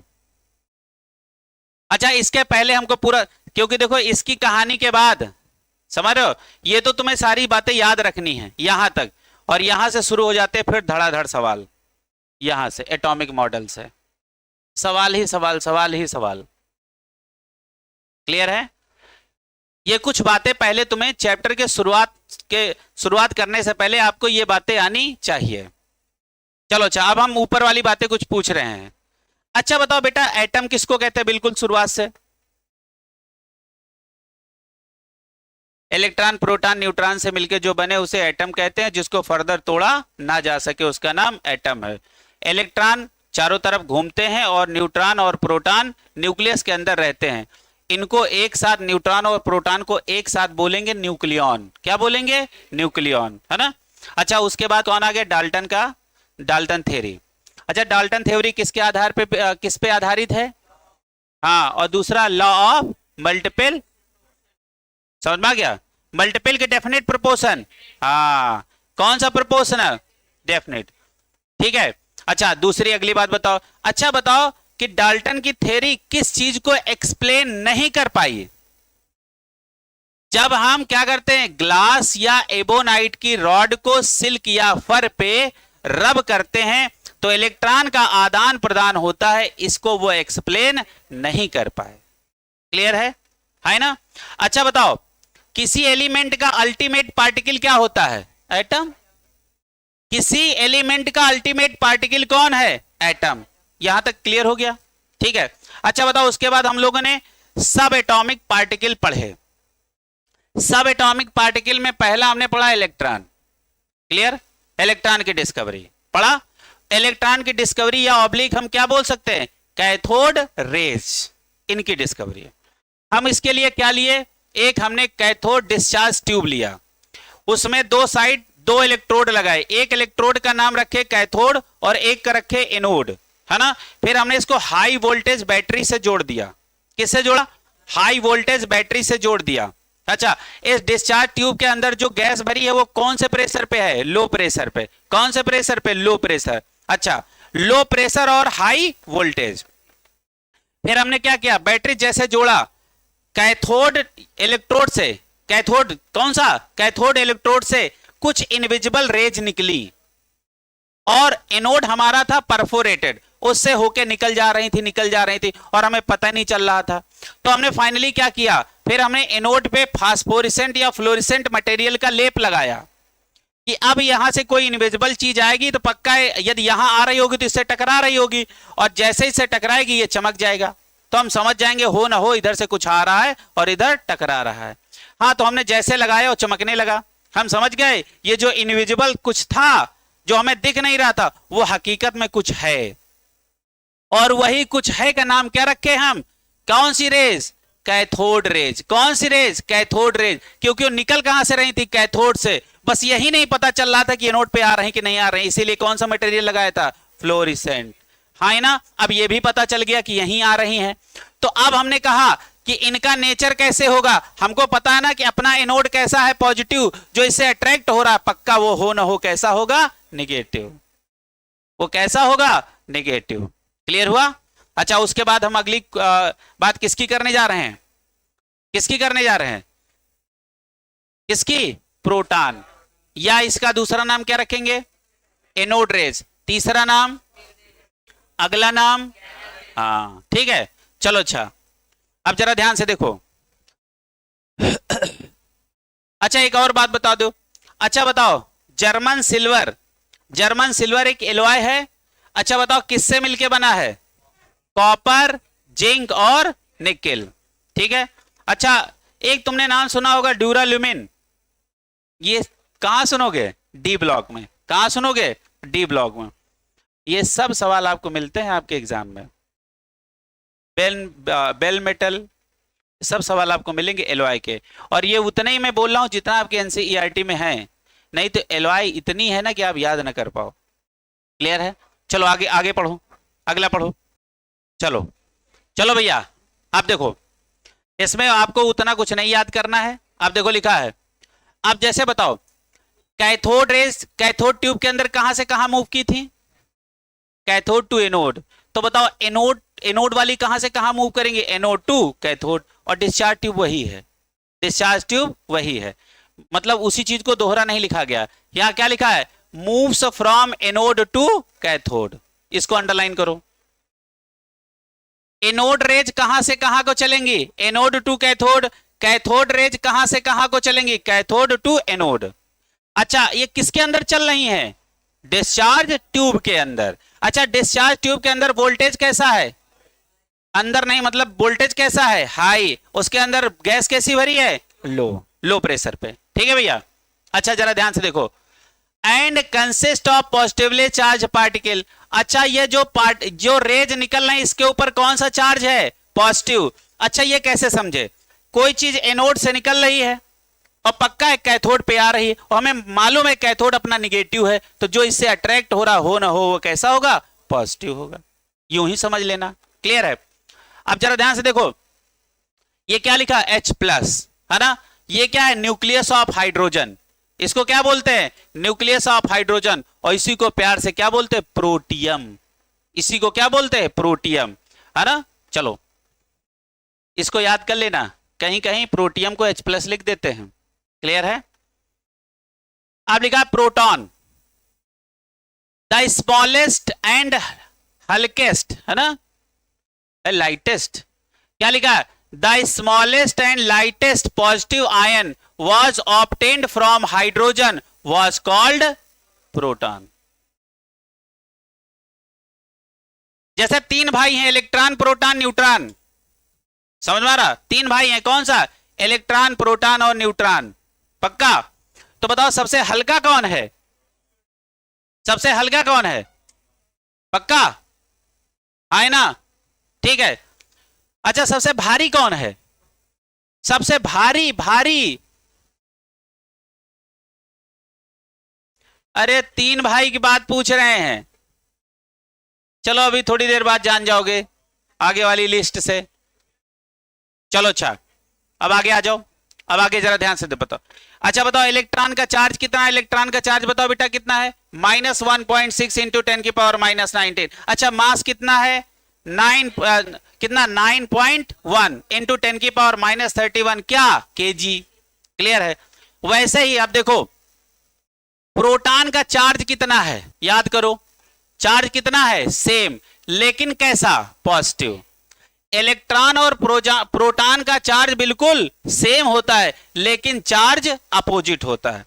निगेटिव चार्ज किसका होता है? इलेक्ट्रॉन का। और पॉजिटिव में किसका चार्ज होता है? प्रोटॉन का। अच्छा, मास याद कर लो कितना है? 1.672 इंटू 10 की पावर माइनस 27 kg। कितना है? 27 kg। अच्छा बताओ, प्रोटॉन का मास बताओ बेटा। 1.672 इंटू 10 की पावर माइनस 27 kg। ये दो बातें याद होनी चाहिए बेटा। अब आपसे कोई पूछे कि Q/M रेशियो ऑफ प्रोटॉन, है ना, Q/M रेशियो ऑफ प्रोटॉन। देखो,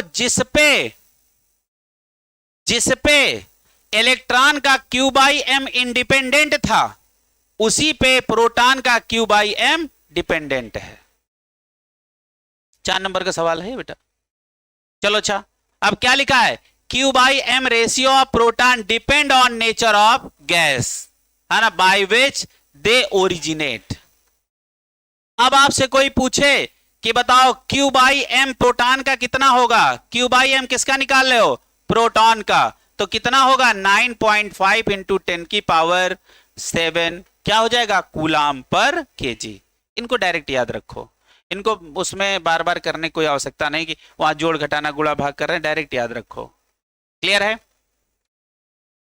देखो, आज की क्लास पहली क्लास है जिसमें से हमें ये बेसिक बातें याद होनी ही चाहिए। क्लियर है? अच्छा, अगली बात देखो, अल्फा पार्टिकल क्या होता है? अल्फा पार्टिकल क्या होता है? तो देखो, अल्फा पार्टिकल को हम He+2 भी लिख सकते हैं।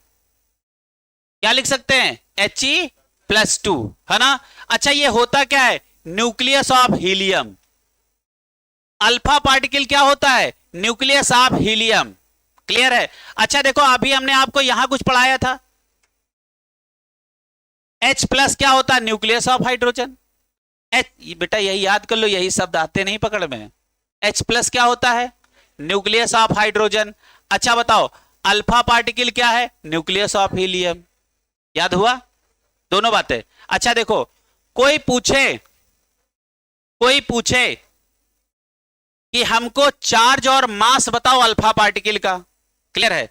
तो देखो, दो तरीके से बोल सकते हो कि जो अल्फा पार्टिकल का चार्ज होता है वो इलेक्ट्रॉन के 2 गुना होता, लेकिन पॉजिटिव होता है। क्या हमने बोला? हमारी भाषा बोलो, अल्फा पार्टिकल पे चार्ज इलेक्ट्रॉन का 2 गुना होता है, लेकिन पॉजिटिव होता है।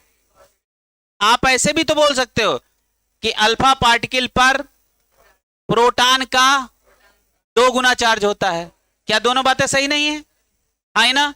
जैसे मान लो हमने तुमको यहां पढ़ा दिया कि चार्ज 2p होता है, लेकिन किताबों में 2p नहीं लिखा है, वहां लिखा है कि अल्फा पार्टिकल पे इलेक्ट्रॉन का 2 गुना चार्ज होता है, लेकिन पॉजिटिव।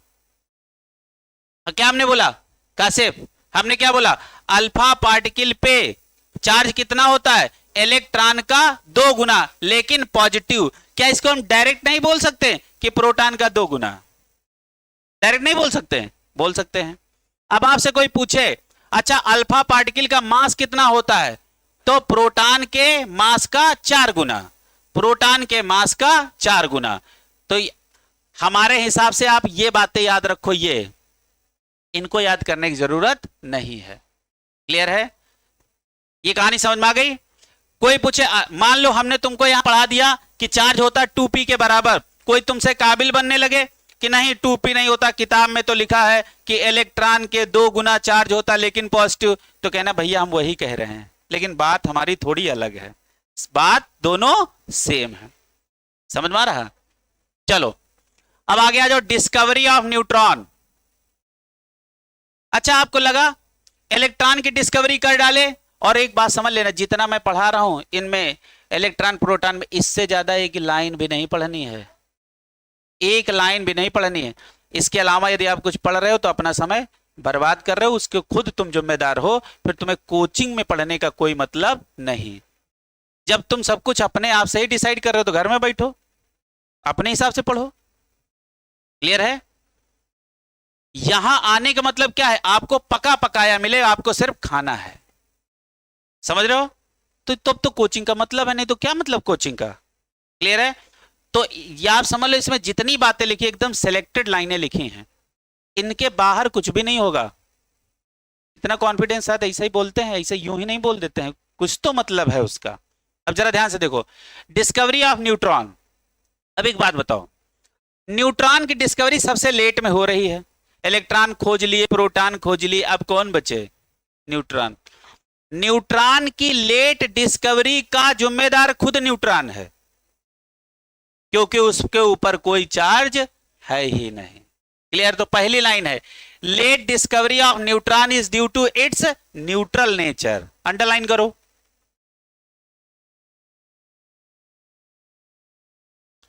ठीक है, बताओ न्यूट्रॉन की डिस्कवरी सबसे लेट में क्यों हुई? क्योंकि इसके ऊपर कोई चार्ज होता ही नहीं है। अच्छा, अगली बात, अब आपसे कहा जाए कि आपको न्यूट्रॉन कैसे डिस्कवर हुआ, तो आप उसको याद करो। देखो, radio activity is used in discovery of neutron. कौन सा मेथड इस्तेमाल किया गया? Radio activity. किसके किसके डिस्कवरी में? न्यूट्रॉन। हुआ क्या, जब हमने बेरिलियम पे, किस पे? बेरिलियम पे अल्फा पार्टिकल का बम्बार्डमेंट कराया। ये अल्फा पार्टिकल है कि नहीं? यहां हीलियम लिखा है, हम अल्फा बोल रहे हैं, कैसे? वेरी गुड, यहां लिखा हीलियम है, हम बोल अल्फा रहे हैं। भैया अभी पढ़ाया है। अल्फा पार्टिकल क्या है? Nucleus of helium. तो क्या हम इसको अल्फा पार्टिकल नहीं बोल सकते हैं? तो हमने क्या बोला? बोलो बेरिलियम पे अल्फा पार्टिकल का बम्बार्डमेंट कराया गया, जिससे न्यूट्रॉन प्रोड्यूस हुए। क्या प्रोड्यूस हुए? न्यूट्रॉन। अब देखो, ये भाषा लिखी नहीं है, तुम्हें समझनी है। बताओ, बेरिलियम पे हमने किसका बम्बार्डमेंट कराया? अल्फा पार्टिकल का। तो क्या प्रोड्यूस हुआ? न्यूट्रॉन। अब जरा, अब हमको इतना पता था कि इसके ऊपर बम्बार्डमेंट कराया तो ये पैदा हुआ। अच्छा, न्यूट्रॉन को हम कैसे लिखते हैं? 0n1। क्या लिखते हैं? 0n1। क्या लिखते हैं? 0n1। अच्छा, अब ये अननोन हमको पता नहीं कि ये कौन है। अब रिएक्शन को बैलेंस करो। अभी तक केमिकल रिएक्शन को बैलेंस करते थे, अब आज रेडियो एक्टिविटी वाली रिएक्शन को बैलेंस करो। तो देखो, न्यूट्रॉन को हमने खोज लिया, ऊपर कितना है? 1। अब ये देखो, 9 और 4 कितना होता है? 13। 9 और 4 कितना हो रहा? 13। एक यहां है, तो यहां कोई ऐसा बंदा है जिसका एटॉमिक मास 12 हो, और 12 नंबर पे कौन आता है एटॉमिक मास? कार्बन, है ना? इसीलिए यहां क्या लिखा गया? कार्बन। और नीचे वाले जोड़ो, देखो 2 और 4, 4 और 2 कितना हो गया? 6। तो बताओ, और यहां हो गया 0। देखो, अब यहां जोड़ो, 0 और 6, 6। देखो, 4 और 2 6, बैलेंस नीचे वाला। ऊपर देखो, 9 4 13, 12 और 1 13, बैलेंस। क्लियर है? तो रेडियो एक्टिव वाली रिएक्शनों को बैलेंस कर लोगे। अच्छा, एक बात समझ लेना, तुम इसको मान लो कल को तुम इसको भूल गए, तो तुम ये याद रखना, क्या लिखा है? क्या लिखा है बहन? लिखा है यहां, देखो, बी का मतलब बेरिलियम, हा का मतलब हीलियम, और ना का मतलब न्यूट्रॉन खोज लिए। ठीक है, तो ये जुगाड़ याद रखोगे। अच्छा बताओ, न्यूट्रॉन की डिस्कवरी के लिए हमने कौन सा जुगाड़ बनाया बहन? बेरिलियम पे बा मतलब बेरिलियम, हा मतलब हीलियम, है ना? बेरिलियम पे हीलियम का बम्बार्डमेंट कराया, मतलब अल्फा पार्टिकल का बम्बार्डमेंट कराया, तो क्या बना? न्यूट्रॉन। मतलब ये थोड़ा सा लॉन्ग टाइम के लिए, बाकी तुमको डायरेक्ट याद हो रहा है तो नो जुगाड़, डायरेक्ट याद रखो। लेकिन होता क्या है ना, कि जैसे कोई छोटा सा कुछ जुगाड़ आ जाता तो वहां पर याद, अच्छा हाँ बहन था। तो ऐसे करके तुम्हें जुगाड़ लॉन्ग टर्म के लिए, थोड़ा सा अपनी बात को लॉन्ग टर्म याद करने के लिए सही रहता है। अब जरा ध्यान से देखो, न्यूट्रॉन कैसा है? हैवीएस्ट। और कैसा है? Least stable. कैसा है? Least stable. अब जरा ध्यान से देखो, अब बहुत ध्यान से देखो। अच्छा देखो, ये रिएक्शन बैलेंस है कि नहीं? इधर न्यूट्रॉन लिखा 0, लिखा 0, और यहां क्या लिखा? ये देखो नीचे लिखा -1 +1, 0 नहीं हो गया? तो नीचे वाला 0 और ऊपर 0 + 1 1, बैलेंस हो गया, है ना। ये तो कहो पहले जैसी रेडियो एक्टिविटी चैप्टर है नहीं तुम्हारे में। नहीं, पहले एक रेडियो एक्टिविटी का एक चैप्टर था, समझ रहे हो। हाँ, और प्लस यहां क्या बन जाएगा, न्यूट्रिनो।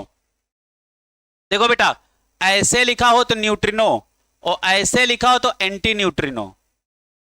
इसका नाम क्या होता है, न्यूट्रिनो। इसका नाम क्या होता है, एंटी न्यूट्रिनो। किसी के पेन चला नहीं बेटा, यानी पहले से आ रहा है ये सब।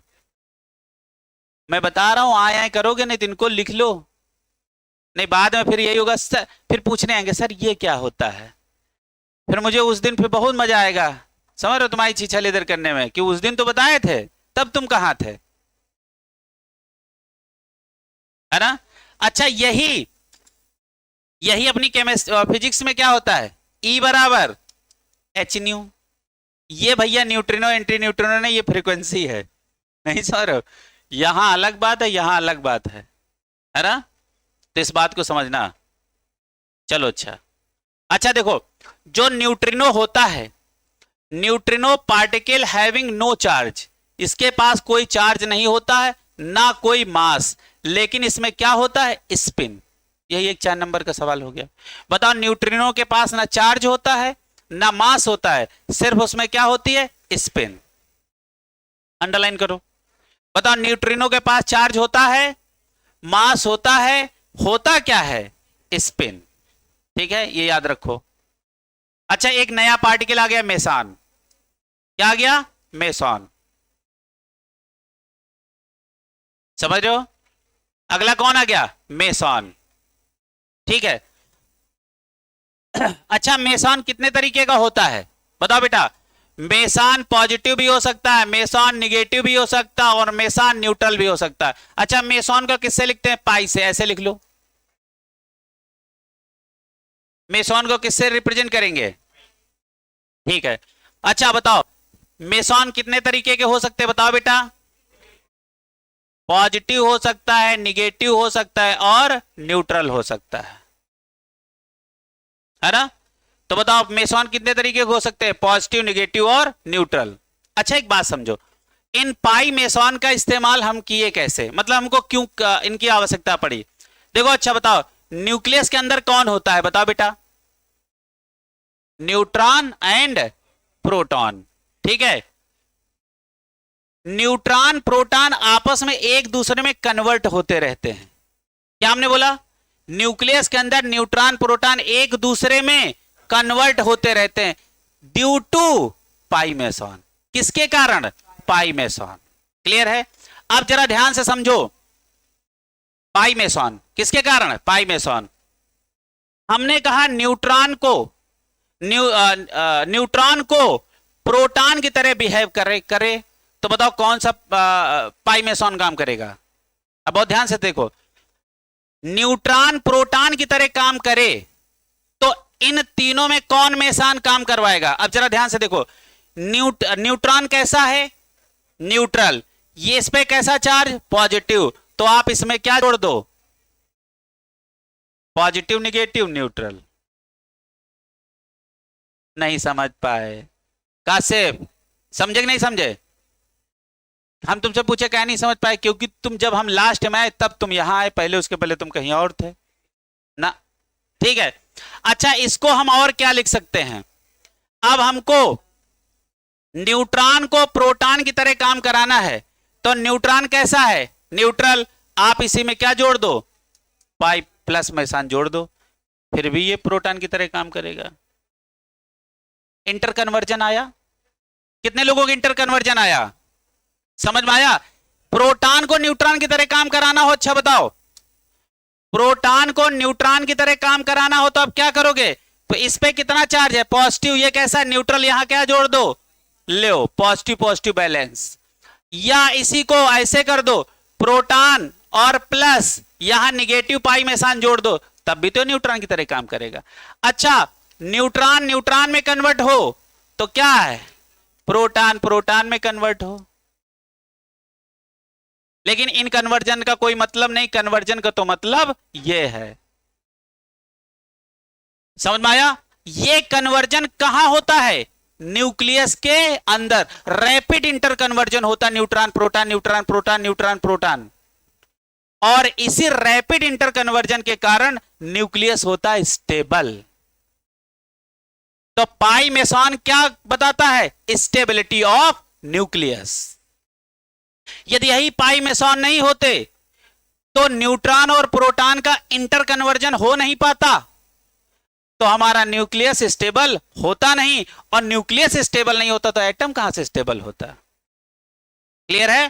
तो न्यूक्लियस स्टेबल इसलिए एटम स्टेबल। क्लियर है? तो अब देखो, बहुत ध्यान से देखो। अच्छा, ये कहानी सबको समझ आ गई? क्लियर है? ये मॉडर्न फिजिक्स में आप पढ़ोगे। क्लियर है? अब जरा ध्यान से देखो, मास इसका याद रखो चाहे ना रखो, कोई जरूरत कभी नहीं पड़ेगी। मास याद रखो चाहे ना रखो, बस ये लाइन जरूर याद रखो, गोल्डन लाइन। क्या है? Meson are responsible for the stability of nucleus. अच्छा, स्टेबिलिटी ऑफ न्यूक्लियस के लिए रिस्पॉन्सिबल क्या है? Inter conversion, rapid inter conversion of neutron to proton, proton to neutron. तो ये क्या बताता है? Stability of nucleus. जितना जल्दी रैपिड इंटर कन्वर्जन होगा उतना ज्यादा स्टेबल आपका न्यूक्लियस होगा। क्लियर है? अच्छा देखो, हमको बस मेसॉन के विषय में इतना ही पढ़ाना था, फिजिक्स में इससे ज्यादा है, बाकी का वहां पढ़ो, मतलब अपनी केमिस्ट्री में बस इतना ही है। ठीक है, अब एक बात होता है फोटॉन। अगली क्लास से सब थेरी थेरी हैं, समझ रहे हो ना? कौन सी थेरी? जैसे कौन सा? रदरफोर्ड का अल्फा एक्सपेरिमेंट है ना, scattering experiment, alpha scattering experiment, दनादन सवाल। देखो, अच्छा बताओ, ये फोटॉन क्या होता है? बताओ बेटा, फोटॉन सबसे पहले ये नॉन मटेरियल पार्टिकल है। समझ में आ रहा? कौन सा पार्टिकल है? Non material. अच्छा, फोटॉन तो जानते हो, एनर्जी पैकेट। फोटॉन क्या होता है? एनर्जी पैकेट, है ना? जैसे कोई ऊपर से खाना का पैकेट डाल रहा हो, नहीं है तो खाना का पैकेट क्या है तुम्हारे लिए? Energy packet. समझ में आ रहा? तो क्वांटा का मतलब क्या होता है? अब ये नहीं, खाने को फोटॉन से ना जोड़ देना, वो समझाने की बात थी। ठीक है, तो एनर्जी पैकेट का नाम क्या होता है? क्या होता है? फोटॉन, है ना? अब जरा ध्यान से देखो, लिखा एनर्जी ऑफ, देखो क्या लिखा है? एनर्जी ऑफ वन फोटॉन क्या है? One quantum. फॉर्मूला क्या होता है? E बराबर एच न्यू। ठीक है, अच्छा यदि आपको टोटल नंबर ऑफ फोटॉन निकालना हो, है ना, total number of photon, number of photon के लिए क्या होगा? Total energy upon energy of one photon. यहां ऑब्लिक लगाओ, या ऐसे लिख लो, इसको ऐसे लिख लो, total energy upon energy of one photon. Total energy को एक फोटॉन की एनर्जी से डिवाइड कर दोगे तो नंबर ऑफ फोटॉन निकल आएगा। क्या हमने बोला? यदि टोटल एनर्जी को आप एक फोटॉन की एनर्जी से डिवाइड कर दिए तो क्या निकल आएगा? Number of photon. क्लियर है? Number of photon. ये फार्मूला आपका हो गया। ये आपकी टोटल एनर्जी है और ये आपकी एनर्जी ऑफ वन फोटॉन है। क्लियर है? टोटल एनर्जी को वन फोटॉन की एनर्जी से आप डिवाइड कर दोगे तो क्या निकल आएगा? Number of photon. चलो अच्छा, अगला जरा ध्यान से देखो। अब देखो, यहां सारी कहानी लिखी है इलेक्ट्रॉन, प्रोटॉन और न्यूट्रॉन की। देखो ये हो गया इलेक्ट्रॉन, ये हो गया प्रोटॉन और ये हो गया न्यूट्रॉन। क्लियर है? सबसे पहले डिस्कवरी, है ना, discovered by Thomson, Rutherford, Chadwick. ईंट पर नाच हमने पहले ही बता दिया था। क्लियर है? ये सबको डिस्कवरी आ गई। अब इस पे एब्सोल्यूट चार्ज कितना होता है? एब्सोल्यूट चार्ज बताओ। इस पे इतना चार्ज हमने याद करा है, इलेक्ट्रॉन पे, प्रोटॉन पे इतना ही चार्ज होता है लेकिन पॉजिटिव, और न्यूट्रॉन पे कोई चार्ज नहीं होता। पक्का? अच्छा बताओ, रिलेटिव चार्ज इस पे कितना? -1, इस पे +1 और इस पे 0। अच्छा, मास इन केजी, किलोग्राम में मास, इसका मास ये, इसका मास और इसका मास। क्लियर है? आपको नहीं लग रहा सबसे भारी ये है? अब यहां मास से मैच कर लो।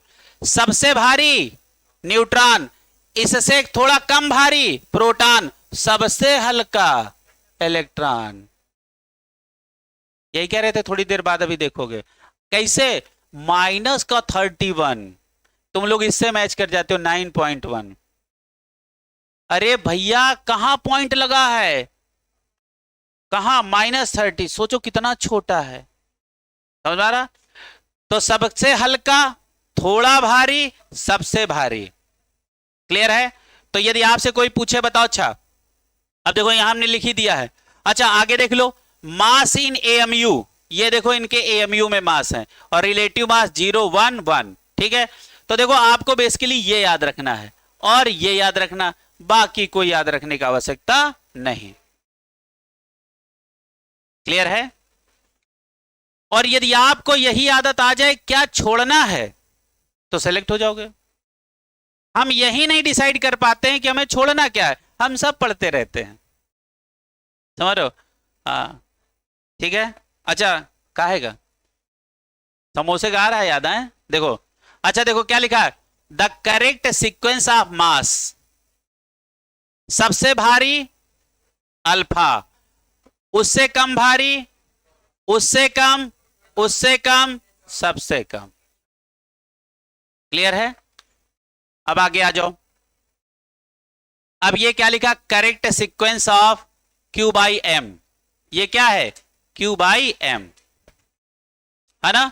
सबके स्पेसिफिक चार्ज आपको निकालने हैं, है ना? अब एक सवाल, अच्छा एक आपको नहीं लगा है सबके स्पेसिफिक आपको चार्ज निकालने हैं।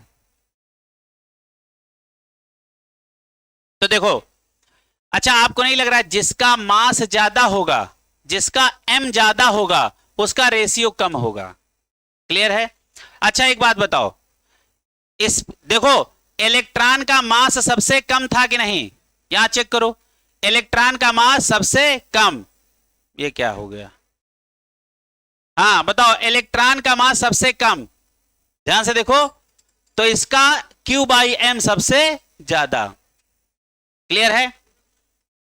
तो अब जरा ध्यान से देखो, तो याद रखना इलेक्ट्रॉन का Q बाई एम सबसे ज्यादा, उसके बाद प्रोटॉन का, उसके बाद ये ड्यूटेरियम है, और उसके बाद ट्राइटियम का, और उसके बाद न्यूट्रॉन का। ये एग्जैक्ट यही सवाल ही है जो आपको हमने याद कराया, इसको डायरेक्ट याद रखना, और मन करे तो फिर वहां अपना जोड़ घटाना गुणा भाग करके याद कर लेना। क्लियर है? तो Q बाई एम सबसे ज्यादा किसका होगा? इलेक्ट्रॉन का, क्योंकि इसका मास सबसे कम है। क्लियर है? आप देखो यहां से हम लोग, आप देखो जितना छोटी छोटी बातें थी वो हो गई आज से खत्म। समझ में आ रहा? आप बढ़िया चलेंगे यहां झमाझम थ्योरी। क्लियर है? तो आज वाली में सारे छोटी छोटी बातें हमें याद करने वाली क्लास थी। अब अगली क्लास से हम लोग क्या करेंगे, ये हम थ्योरी पढ़ेंगे। क्लियर है?